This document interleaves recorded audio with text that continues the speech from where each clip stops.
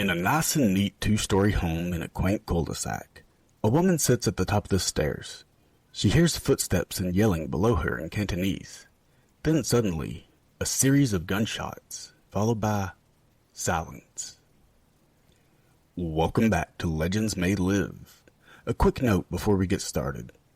All of our stories are based on true or allegedly true stories, but sometimes there are gaps we need to fill or conflicting reports, so just take it as entertainment, not a documentary.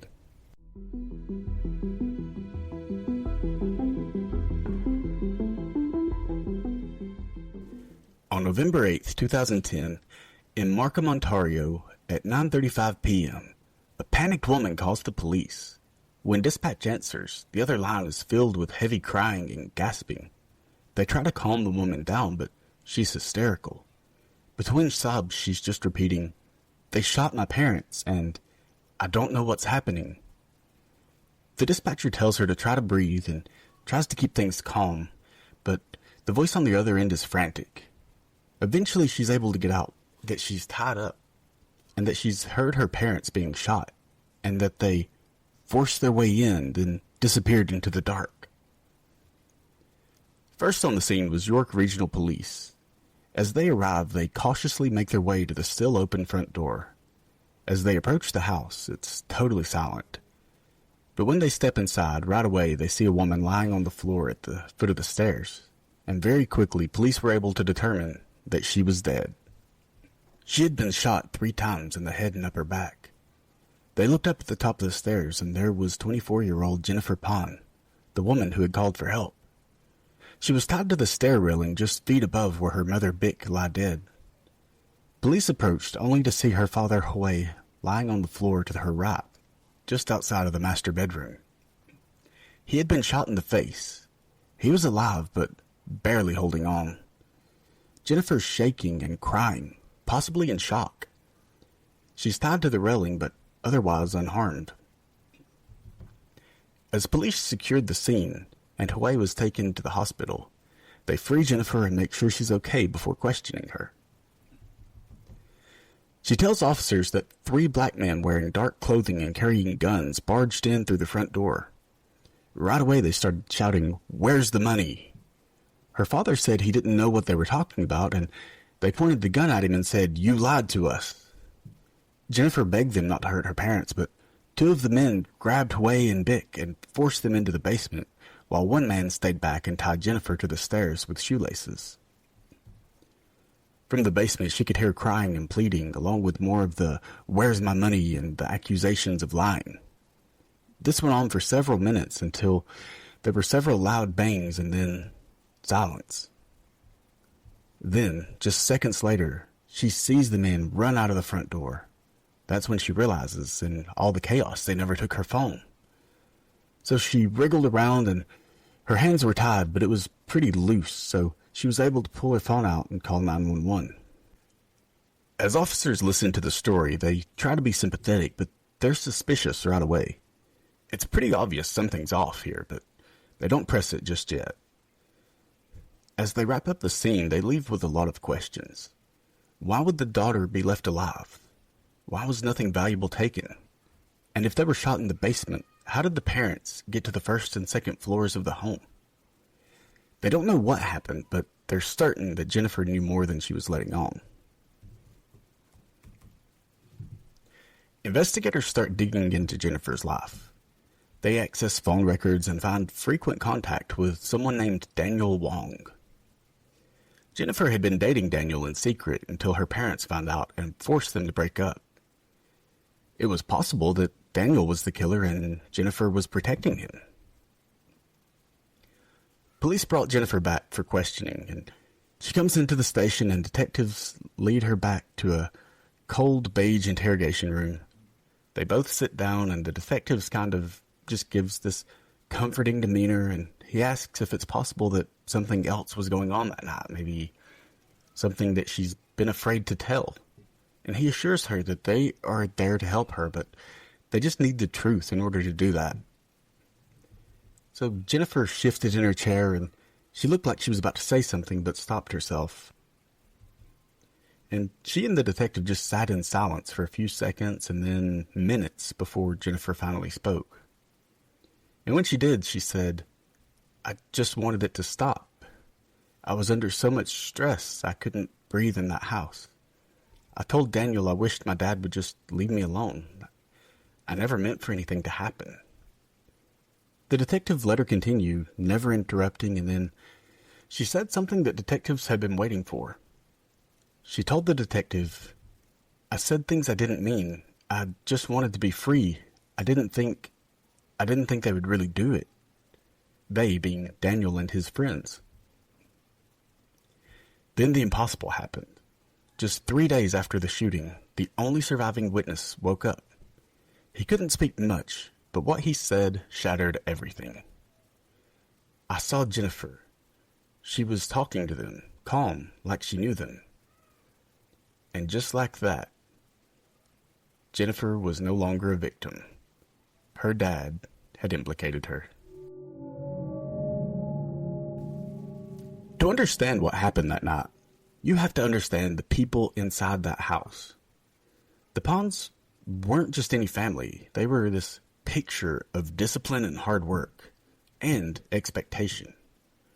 Hue Han and Bick Ha were immigrants from Vietnam by way of refugee camps. They arrived in Canada separately and then met in Toronto, married, started their life together from nothing.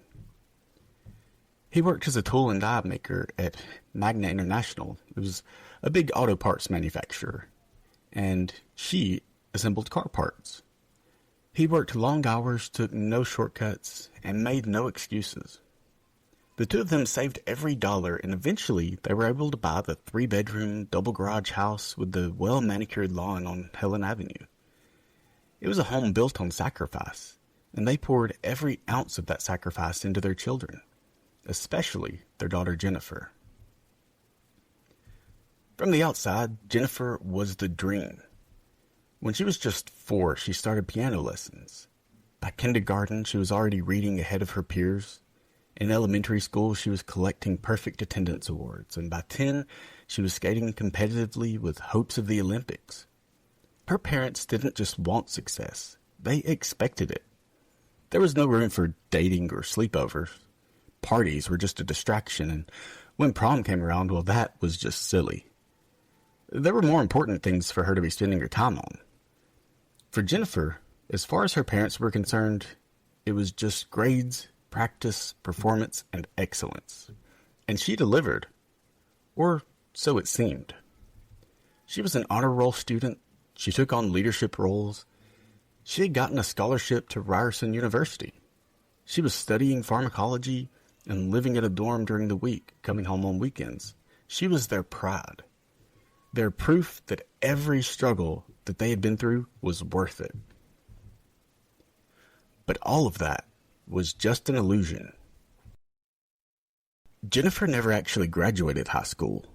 In fact, she failed calculus twice. She never received a scholarship to Ryerson, or anywhere for that matter. She never went to university. For Jennifer, disappointing her parents felt like something worse than death. So she started building an alternate reality, one careful detail at a time. After failing calculus in her senior year, she was ineligible to graduate. That meant no diploma, no university, no scholarship. But her parents could never know that. So she did what she had always done under pressure. She performed. She created a fake transcript showing straight A's. She convinced her parents that she had been accepted to Ryerson University. She even bought used textbooks and notebooks to complete the illusion. Every morning she dressed for class, left the house, and rode the bus to the library. Sometimes she would meet up with friends. Sometimes she'd just sit in the food court studying nothing, watching the hours slip by. And to her parents, she was thriving. But there was another part of her life that they didn't know about, and his name was Daniel Wong.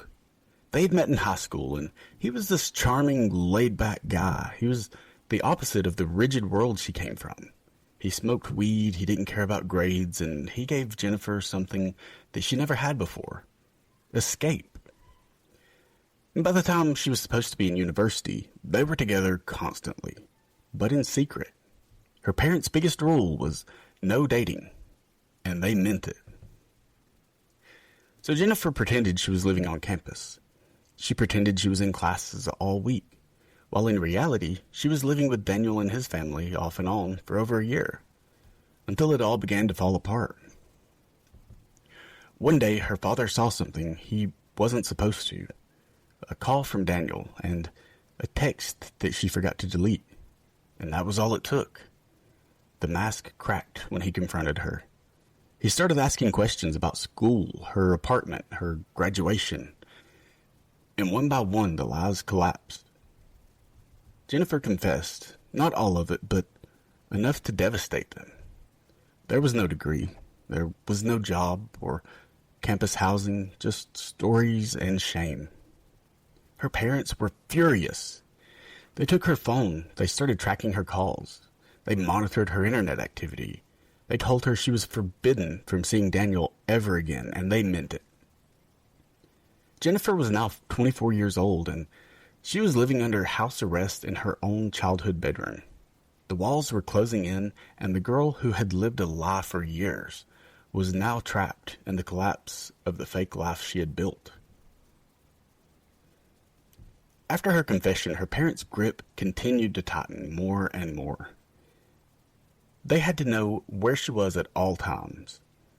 She received an allowance, but even that was tightly controlled, and she wasn't even allowed to have a cell phone without supervision. But most of all, she was forbidden from seeing Daniel Wong. Under no circumstances was she allowed any contact with him. But Jennifer wasn't ready to let him go. In secret, she was able to get a burner phone, and she reached out again. They exchanged late-night messages masked under fake names in her contact list, in case the phone was ever discovered. But Daniel was angry and frustrated. He didn't want to play games. He wanted a life, a future. And before long, he started seeing someone else. And to Jennifer, that wasn't just rejection. That was pure abandonment. Everything she had done, all these years of lying, forging, pretending, had been for this relationship. And now she was alone, locked in her childhood bedroom, while the only person she loved moved on.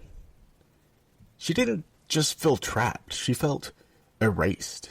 She felt like her parents only saw her as an extension of their own achievements, and now, with Daniel gone, she was truly nothing and nobody. And that's when she started to ask questions, dark ones like, what if my parents weren't in the way? What if they were gone? At first it was just talk. Idle messages, half jokes, sort of a odd, dark fantasy of escape, but then she reached out to someone else. A name who had passed through Daniel's circle. It was a guy with a reputation for violence. Someone who would take care of things for a price. Jennifer started sending messages. She was making plans and budgeting. Not for college or to build a future, but to take back the one she felt was stolen. She was saving for a hit. And the plan? It was simple, in theory. She would stage a break-in. They would tie her up and make it look convincing. She would just have the men go straight to her parents, shoot, leave, done. She'd be the grieving daughter who miraculously survived. She would inherit the house, the insurance, and she could finally be with Daniel, without rules and without shame. And so, on a quiet Monday night, November 2010, Jennifer Pan put the plan in motion.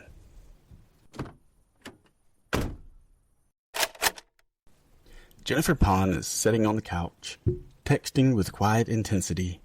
There's no schoolwork in front of her or music playing, just her, the phone, and a plan. The men are already en route. She's been texting with one of them, David Milligan, for days, finalizing payment, working out logistics, entry and exit. This wasn't a last-minute decision. This was a scheduled hit. Then, at 9 p.m., Jennifer goes upstairs to say goodnight to her mother in the normal, routine way, just like every other night. Downstairs, her father reads the newspaper, sipping his tea. The house is quiet and relaxed. Then, at 9:14, 3 men slip inside. They're wearing hoodies and gloves, and one of them is carrying a gun. Jennifer walks out of her room, just as they planned. She hands over her phone and ties her own hands loosely behind her back. They drag her upstairs to the banister, where she pretends to struggle as they bind her in place with a shoelace. They go back downstairs, and she hears the shouting. Then her mother screams. She hears her father begging in Cantonese. Then silence. When the police arrive, Jennifer is crying. She's tied to the staircase, disheveled, shaking, the terrified survivor. Her plan was complete, and she was finally free. But what she never expected was for her father to survive. When detectives confronted Jennifer with her father's statements, she initially denied it. She said that he had to be mistaken. But then they show her the text messages that spelled it out in chilling clarity. The plan is a go. After my parents are gone, I'll have freedom.